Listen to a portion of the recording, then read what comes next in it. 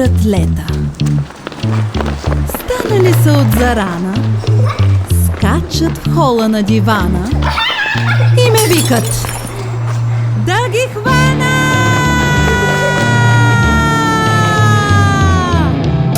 Аз се вайкам и не смогвам, всякакви приеми пробвам, да ги укротя не мога, колкото и да съм строга.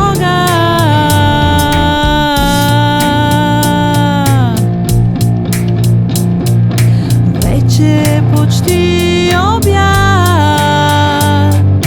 питам се кога ще спя. Стига вече са безсмели, стига вече са крещели.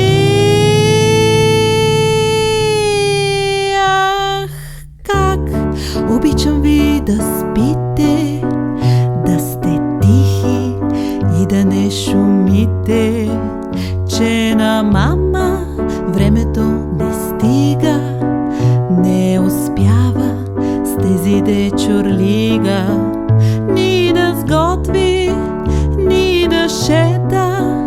Хайде лягайте, хлапета, най-накрая аз успявам, по креватите ги слагам, ала няма да се впрягам, с книжка на дивана сядам. Ом, ом. Искам малко да отдъхна. После в печката ще пъхна нещо да се изпече. Сядам. Времето тече. Малко книжка, малко йога. Да се насладя не мога! Обожавам след обяд, дълго те да спят, но след обедния сън следва неотрясък гръм. Гръм, гръм, гръм, гръм, гръм, гръм, гръм.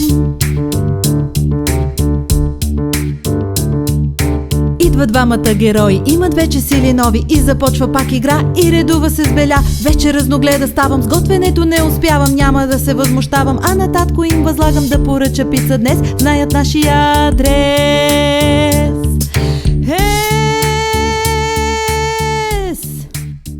Живея в хаос и безпорядък, но животът ми е сладък.